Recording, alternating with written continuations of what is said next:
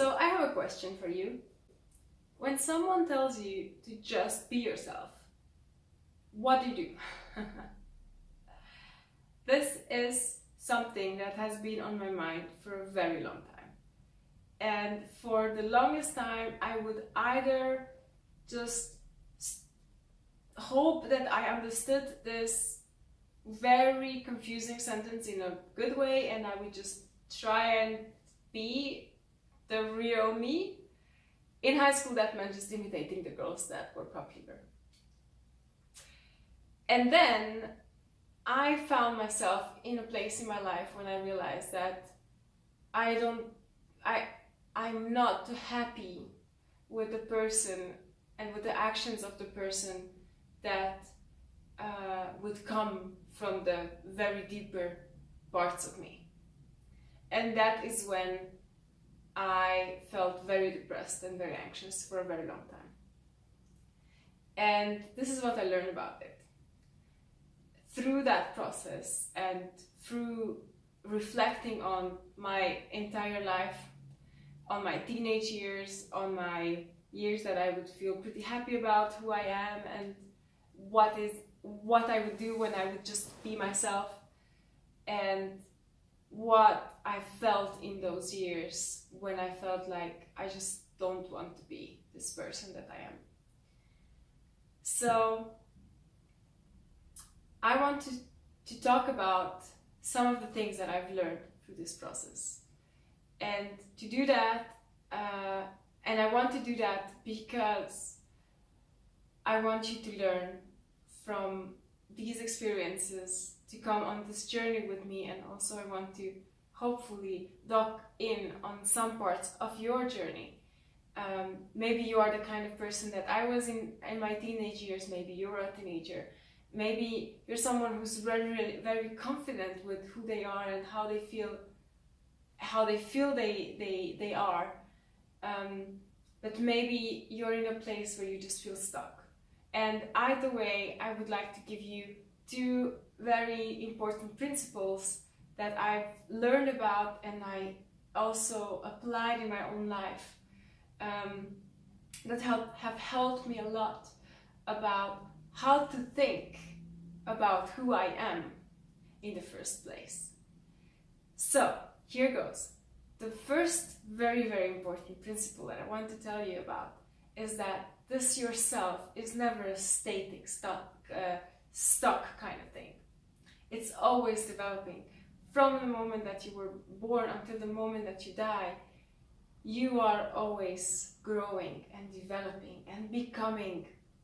And that's a very important thing. You are always becoming.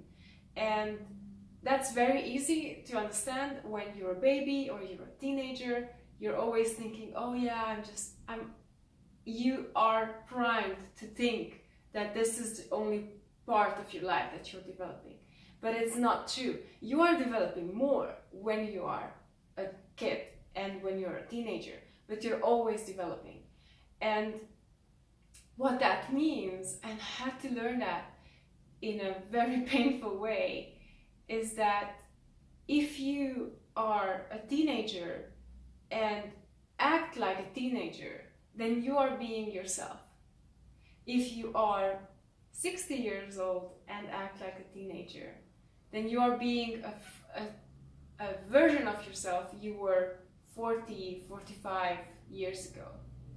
So this is just an example that I want to give because it is very, very easy to get lost in these good advices. To just, if someone tells you, oh, just be yourself, and what comes up is like anxiety or depression or aggression, or as I said, like being a teenager in a 60-year-old's body, maybe you want to think about who that version of yourself you are and how did you get stuck with those parts. But this is just something that I would like you to get you think about.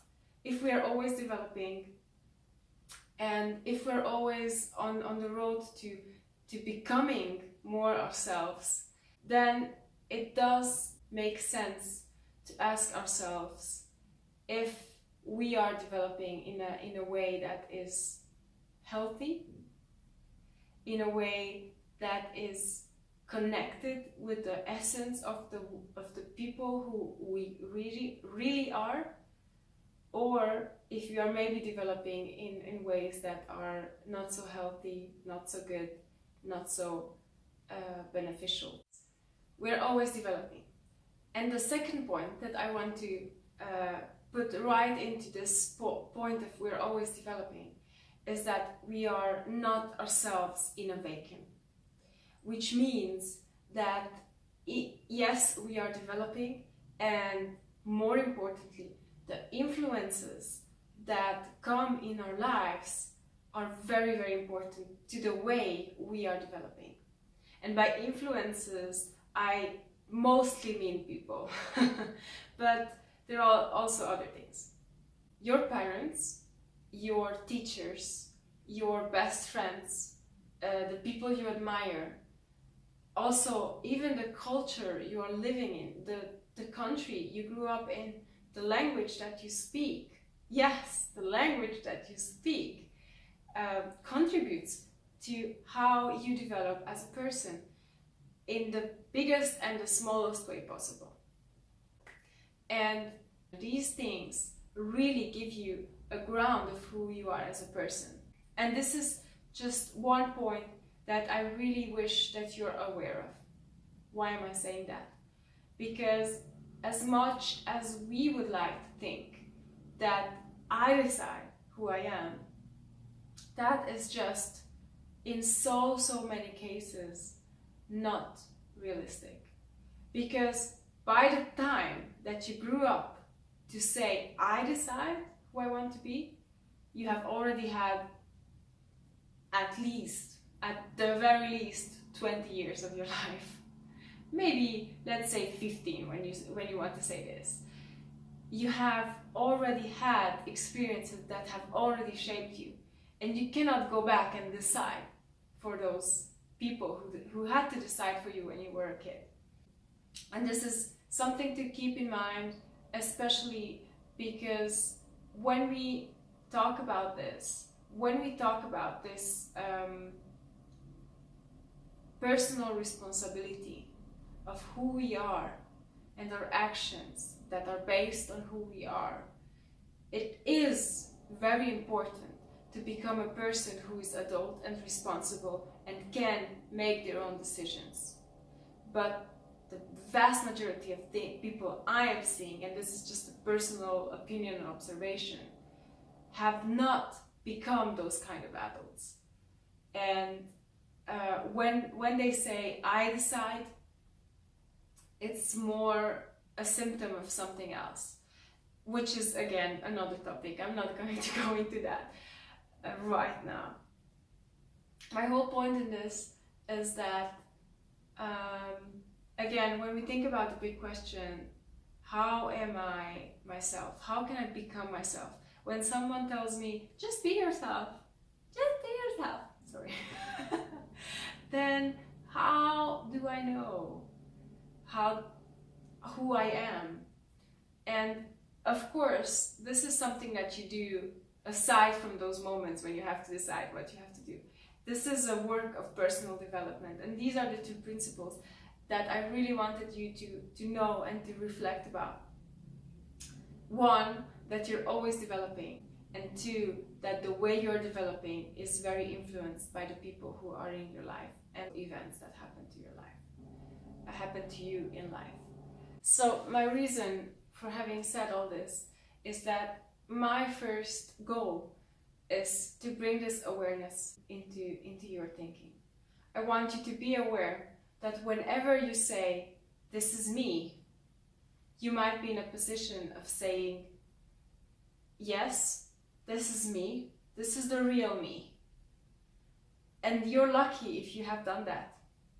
And I want to just come up right in the front and say, if you can say that, that means that you have a lot of work behind you.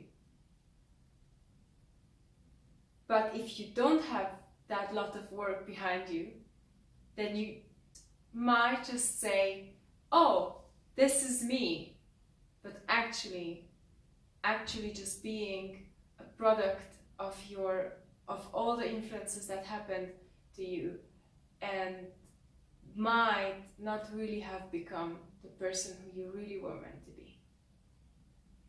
And I am really, again, very deeply passionate about this subject.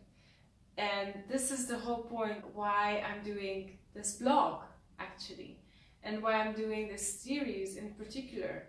And this is what I hope to accomplish with all the things that I will be writing about. And I really hope that you have enjoyed this video, that you can really take something with you. If you have questions, suggestions, comments of any kind, do not hesitate to write them. Just really try and be civil. Read my stories, read my posts, stay tuned, and I really hope to have helped you make one more step in this journey of coming to the person you really are.